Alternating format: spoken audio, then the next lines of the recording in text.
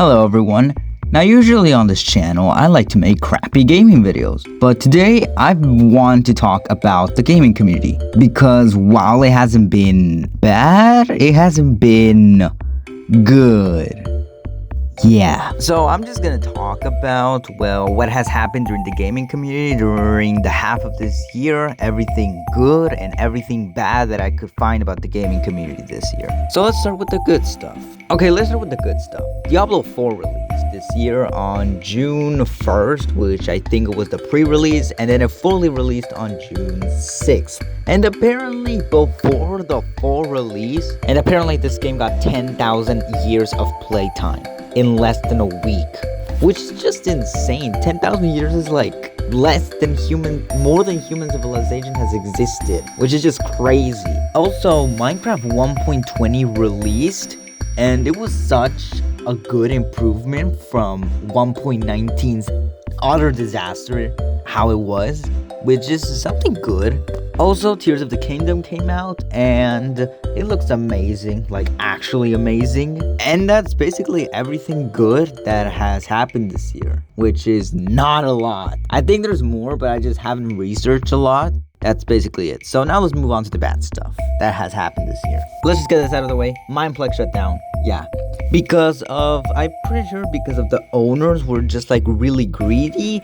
But then like it shut down and then it got in charge of another person that actually could bring the whole server back, which is actually awesome. So I don't think it has shut down, and I don't think it actually deserves to be on this part of the video. Okay, now let's move on to bad stuff that actually happened. Redfall was a complete failure. I saw on YouTube so much hype for the game, but then it just ended up turning into a big mess. It was just really buggy and really bad for a game that was made in 2023. Also, Friday the 13th had its license removed, I think it expired or something like that. But the point is that the game, I'm pretty sure it won't be able to be bought this year. I don't know what happened, but its licenses were removed. And then Overwatch came in and checks script. They decided to remove the PvE thing, which I'm pretty sure was the whole point of shutting down the Overwatch 1 servers and replacing them with the Overwatch 2. What's going on here? What is going on? Also, I heard from TikTok that a mod called SM2 for Call of Duty shut down. Why is everything shutting down all of a sudden? Like, everything is shutting down all of a sudden. But the mod was like shut down. It had like a cease and desist. So yeah, that was pretty interesting. Also, apparently, the FTC, like the actual FTC, is making Microsoft pay $20 million.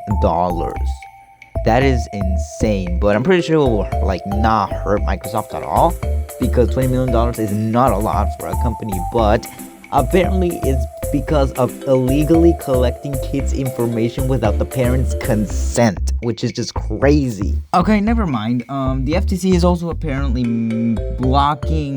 going to file blocks to Microsoft Activision. So this basically means that they're going to court. Yeah, they're going to go to court if they're not already in court. Also, some guy named NICKMERKS on Twitter got their DLC and skin removed from Call of Duty because of a tweet he made, which is this one right here.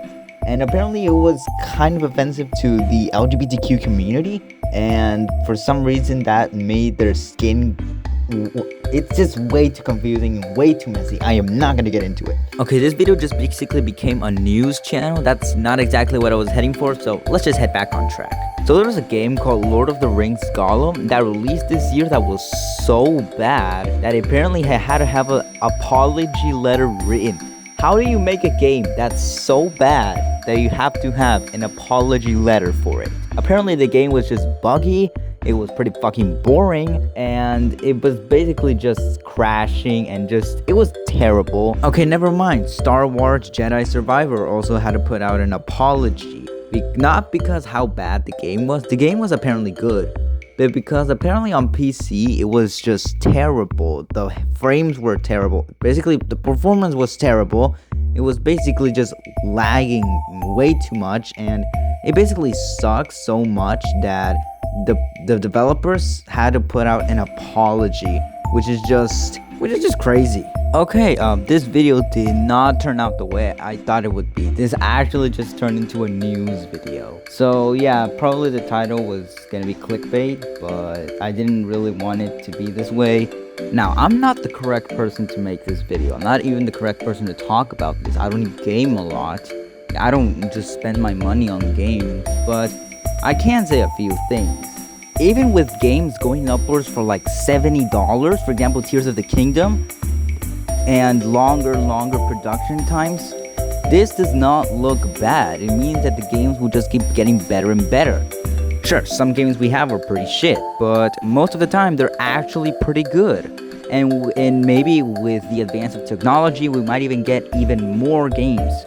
I probably will actually change the title because it's completely contradicting what I'm trying to say. What I'm trying to say is that gaming does not look bad for this year. In fact, it only looks like it's going to get better with more technology and more advancements. It's going to get better.